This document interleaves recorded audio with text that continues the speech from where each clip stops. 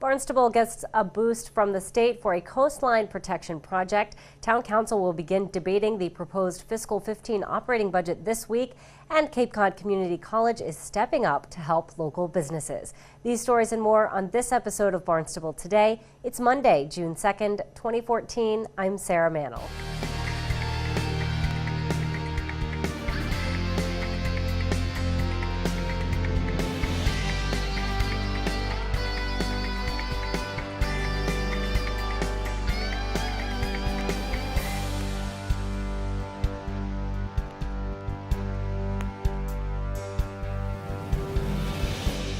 The town of Barnstable is one of 9 communities receiving state funds to help reduce coastal erosion and increase natural storm drainage protection. Town manager Tom Lynch says the grant will help pay for a project already in the works. We were successful with an award of $186,500 to help with the Blish Point sand management and actually structural ways of trying to mitigate the erosion of that area over at Millway Beach. So what they're going to try to do is, through non-structural or other approaches to try to, stem the Mother Nature from, eroding that area. So we had appropriated money in the capital improvement plan for design and possible construction. This certainly gives that a big boost. So we were hoping we could move on it faster than just doing design, and this will definitely help. Residents can view the proposed budget for the fiscal 2015 operating budget on the town's website. Lynch says this week Town Council will begin to debate the budget. There will be, I'll do an introductory along with Mark Milne, just a very brief introduction into those aspects of the budget that we tried to emphasize. We've invited the Comprehensive Financial Advisory Committee to do their review of the budget, but then we hope to get right into each individual department, and we hope on the first night to be able to get through police, the schools, growth management, all of the Department of Public Works, which includes all of their enterprise accounts like solid waste and water pollution control, and then do the town manager and town council budget. So if we get through that, that's about the first, half of it, and then we'd move on to the 12th, which is a special meeting to try to continue on with that. But in this budget, I think what people are going to see that is I've tried to build on our strengths. I've looked at the police budget, and I've strengthened that in ways that will enable us to continue with the street crimes unit by adding additional overtime funding.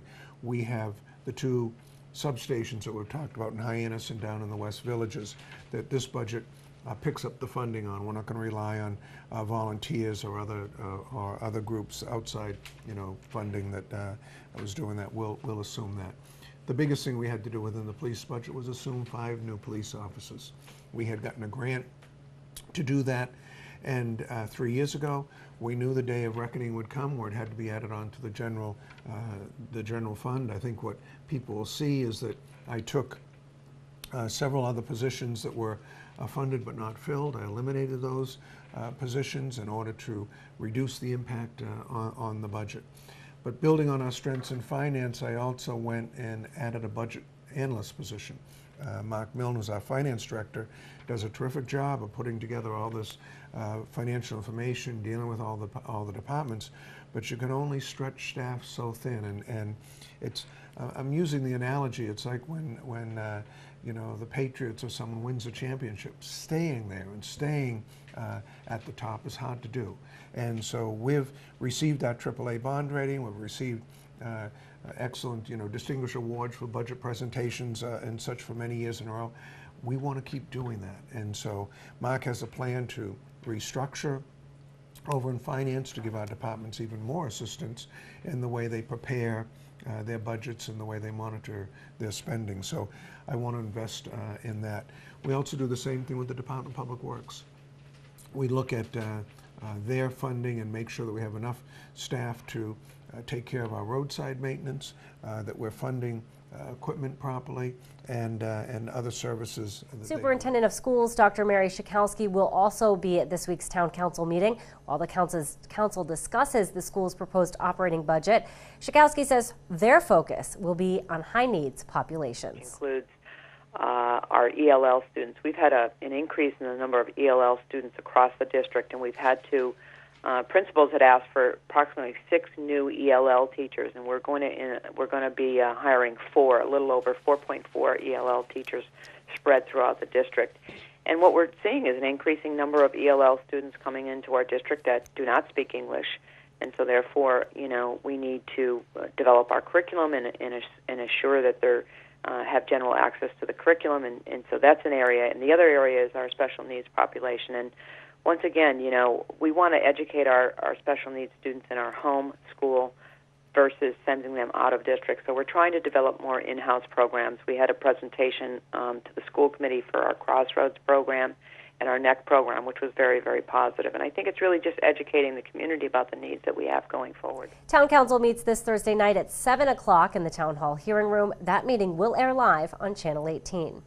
Students on Cape for the summer can take advantage of several summer sessions offered at Cape Cod Community College. Spokesperson Michael Gross says some classes even begin today. The college right now today begins the first of a series of summer sessions that are very intensive, that are set up so that you can get in and get out, get your credits, whatever you may need. And there's also a very traditional summer session that begins June the 23rd. So it's a case of if you're a Cape Cod Baseball League student, and we have many of those, by the way, who come from all over the country, they want to pick up credits, transfer them back to their colleges and universities where they go during the year, they'll come to us and pick up credits. We also have many, many students who live in the area, but attend four-year colleges all over the area and certainly outside the state. And we then transfer those credits that they have earned off to those other institutions. One of the unique things about Cape Cod Community College is the strength of our credits. And I realize, I suppose, it's my job to say so, but in reality, I actually had a study done some years ago of where we transfer our credits. And we had actually sent transcripts to over 300 different colleges and universities across this country after summer session some years back. And that number really hasn't changed a whole lot. Gross says anyone interested in participating in these summer sessions should contact the school's admissions department. You can learn more by visiting capecod.edu. Well, Cape Cod Community College also has a special free course on social media for small business owners. Gross says the course actually began after the Plymouth Chamber of Commerce ran a similar program. A lot of the members of that chamber were very interested in trying to figure out how does the small person, how does the 1, 2, 3 person shop, small retail operation, service industry, how do you use all this stuff? The Pinterest and Google and LinkedIn, and it goes on and on. I mean, it's like a smorgasbord of names. And Tammy Jacobson, who is our number 2 person in our Workforce Education Resource Center, put together a real short, focused program, and not very long. It really was only about 30 minutes, and then there was another 30 minutes of a sort of private conversation about what these really are, so that first you take the mystery away, and then you sit down and talk about how does this work for a plumber, a landscaper, someone with a lovely gift shop? How does this work for someone who's in the service industry? How does this work, and can it work? It doesn't take an awful lot of time. We're going to offer on the 12th of June, we're bringing that program to Hyannis, to our work office, which is down near Columbo's, down in the middle of Main Street in Hyannis. We're going to offer it free. It'll be on the 12th. All we're going to ask people to do is just sign up so we know we have enough spaces in the room. People can go to capecod.edu/work, W-E-R-C, and click on the social media link, and you'll find out about it. We have found that in this offering, we're really helping people get a piece of the Internet for themselves. And Tammy's doing a great job of it, and the kind of response we got in Plymouth said it clearly is something we should do down here. June the 12th there in Hyannis. Again, to register for the free social media workshop for small business owners, you can visit capecod.edu/WERC.